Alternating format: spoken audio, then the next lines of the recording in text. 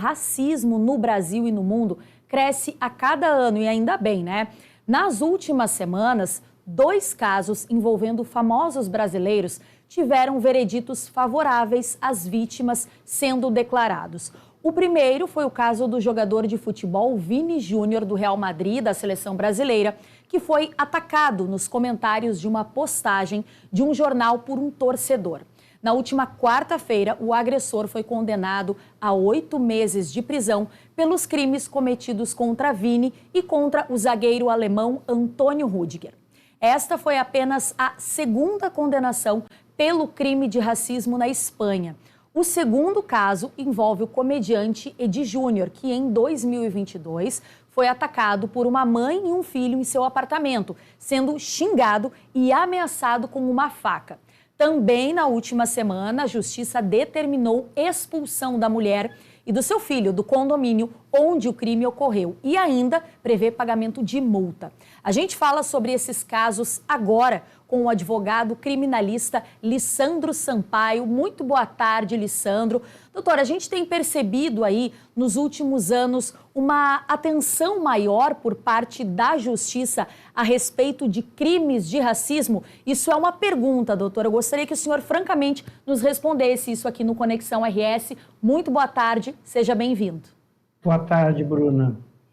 Verdade. Ultimamente, desde que o presidente Lula sancionou a lei que equipara a injúria racial com os crimes de racismo, as penas passaram a ser de 2 a 5 anos e a Justiça tem se empenhado cada vez mais em punir as pessoas que cometem esses casos que são sempre não muito felizes para as pessoas envolvidas, né? A nossa população no Brasil, como bem se sabe, em torno de 130 milhões de não brancos, não deveria passar por esse tipo de situação. Mas, infelizmente, convivemos com isso em nossa sociedade também, todos os dias. E o Rio Grande do Sul aqui é um reflexo do não exemplo de como deve ser a nossa vida em sociedade com essa chaga que nós temos em nossa sociedade, que é a injúria racial, o racismo, e o Rio Grande do Sul vem ser o maior, que tem maior registros de ocorrências de crimes desta natureza. Inclusive, doutor, muitos deles, até a gente está vendo agora imagens, muitos desses crimes cometidos pelas torcidas em campo, com brincadeiras, com chacotas, com atitudes que tentam se passar por brincadeiras, mas que, de fato, são crimes de racismo, né? Queria saber do senhor, o senhor acredita que a aplicação de sentenças nestes casos pode ajudar a combater novos casos de racismo? Quer dizer, esses agressores estão sendo punidos? Você acredita que isso pode prevenir novos casos também? Eu acredito sempre que o que deve prevenir novos casos é a educação, né? A educação nas escolas, em nossas famílias, deve ser sempre, esses assuntos devem ser tocados, devem ser educados para que os jovens, que é onde há a maior incidência de crimes dessa natureza, seja coibido. Então, eu acredito muito mais do que uma sentença penal desfavorável para esta pessoa que comete o delito, a educação, a formação do jovem é o que contribui para que não haja casos dessa natureza. Com certeza, eu concordo em gênero, número e grau, doutor, contigo, como se diz, né? É exatamente isso. E eu acho que é justamente não deixar as coisas parecerem muitas vezes nesse tom de brincadeira ou aquele tom de nada a ver. Não, racismo é racismo, a gente tem que dar nome às coisas, né? A gente tem que nomear o que é errado, o que é racismo, não dá para passar por uma brincadeirinha e dizer que não foi, né? E a gente fica feliz quando a gente vê as nossas leis também sendo atualizadas e dando mais atenção para isso e, claro, né, doutor, de alguma forma conseguindo aí coibir esses novos casos. Mas o senhor falava do Rio Grande do Sul e eu quero que o senhor fale um pouco mais sobre isso. Quer dizer, a gente tem aqui no Sul, o senhor acredita, uma predisposição, talvez, digamos assim, mais pessoas que cometem esse tipo de crime em relação a outros estados da nossa nação?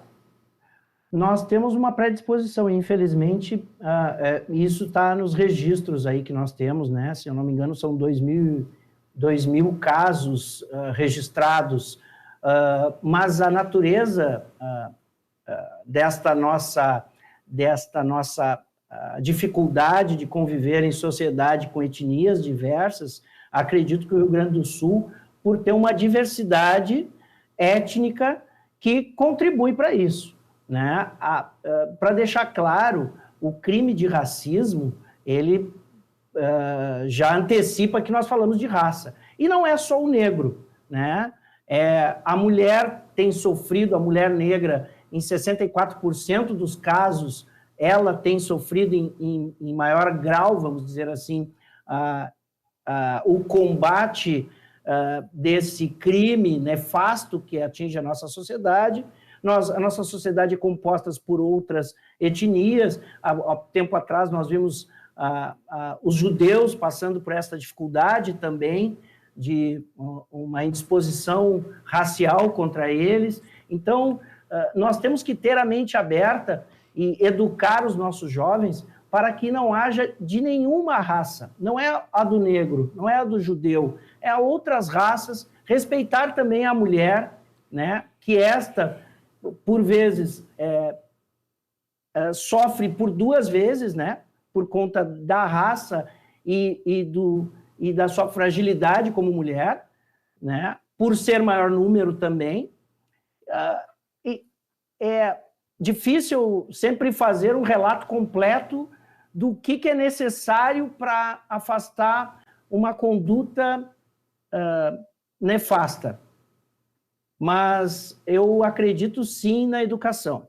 Esse seria o caminho que eu daria para o nosso estado aqui do Rio Grande do Sul, investir para que não haja novos casos. Não haja crime de racismo e também outros tipos de crime, né, doutora? A educação, ela tem esse poder de combater esses outros crimes também, uma educação, um acesso à educação também, né?